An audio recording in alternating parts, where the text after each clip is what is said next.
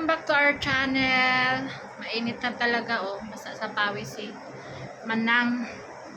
Hello silo sa ating second day of work. Second day, mga sis. Grabe yung work ko.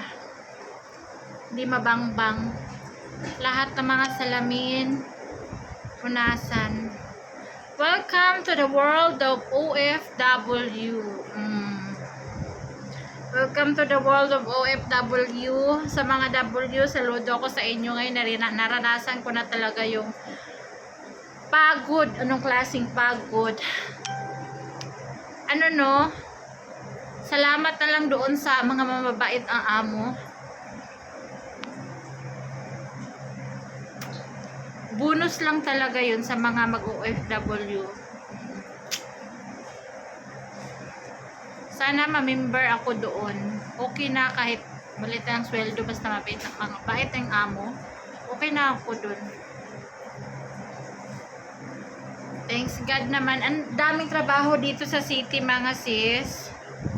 Kaso yung amo talaga is pumili ka talaga ng amo mo. Hindi pwede yung pasok ka lang ng pasok kasi pagdating ng isang buwan, bibigyan ka lang ng ganito ganyan. Dapat may usapan yan before papasok to clear something, di ba? Kaintindihan naman kami. Dollar ang pasahod dito sa Pakistan, $500, $600. Pag matagal ka na sa amo mo, $600, $700, $800. May nakilala ako dito, Pinay. Matagal na siya sa amo niya, 4 years. Ano ang sweldo niya, mga sis? $1,200. Manin, di ba? Magkano yun sa peso? $1,200. Pero ang tagal na niya sa amo niya. Do you know something have more high salary than 1,200? Meron na, wala pa. Wala. Oh, yun lang pala. Shout out kay Madam Cora is here. I'm here with me with the Filipino groceries. O, sino mag-order, guys? Islamabad area, paubos ng paninda. Kakarating lang, ito na lang natira. O, Pansit Canton. Shout out kay Myra na favorite ang Pansit Canton. Saka na ako bibili, day, ha? Pag sweldo, day. Pa-LBC ko dyan, day, Myra. May sardinas. May mani, may noodles, cup noodles, mga Nestea, Bitsin, iced tea, bihon, bulad, mais na yellow corn, malagkit, mais ng Pinas, o diba? Shout out lang. Bitaw, guys, serious na usapan. Welcome to the world of OFW Rosana. Siguro ito na yung ikakapayat ko siguro to. Kasi alam nyo ba, naligo ako ng pawis ganito today. Kasi naglilinis ako ng mga salamin, mga sis, grabe. Yung parang mas mataas pa sa plywood yung salamin. Aakyatin mo talaga yung sa hagdan, nanginig-nginig yung tuhod ko.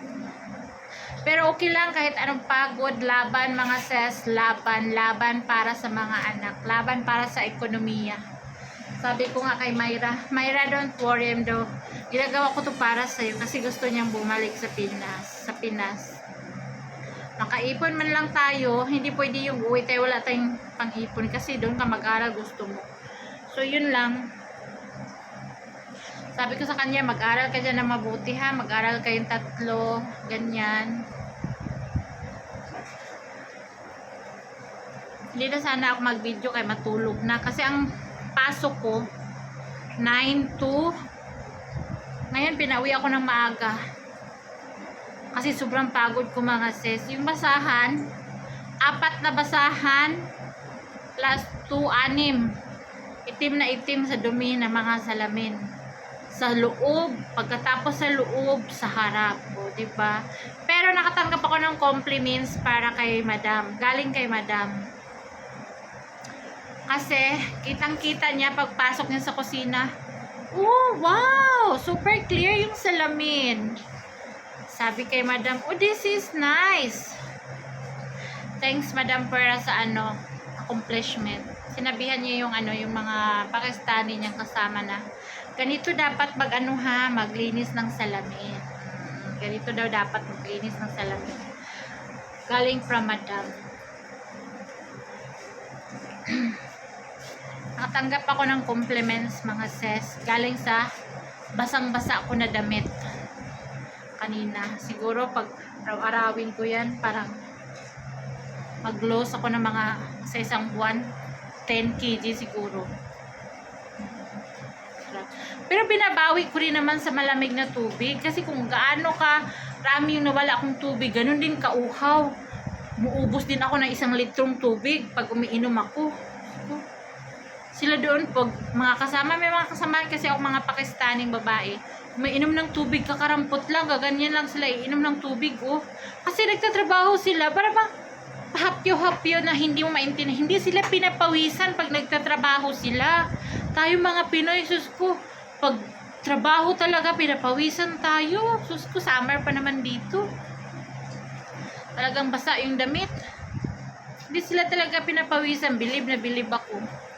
Tayo, hindi natin pwede ibalik yung mga damit natin kinabukasan kasi amoy pawis na. Sila pagpasok yung kinabukasan, ganun pa yung mga suot nila. Mga 3 araw, mga ganyan, 2. Tayo, araw-araw tayo naligo, araw-araw tayo magbihis, no? Grabe. Lalo na pag summer. Pag winter, okay lang, balik-balik ang damit kasi hindi ka man pinapawisan, di mabaho. Pero pag summer talaga, na ganito ang forma mo, pag mo bukas, hindi na yun pwede balik, kaya mabaho na. So, yun na guys, ang ating update for today's video. Hard ang ating peg today. Okay? Kahit ganong kahirap ang trabaho, kakayanin. Bawi lang sa kain mga sis. Saka tubig na malamig. Okay na yan. Hindi ka manghihina. Kasi pag hindi ka kakain, manghihina ka talaga. Okay, bye! See you for the update tomorrow mga sis. Salamat. Thank you for watching. Salamat. And pampaano ng ice candy ni Madam Cora dito sa Islamabad area, Pakistan. Maraming flavor to, migraine, yellow chocolate. Thank you for watching. Bye. God bless all. Salamat.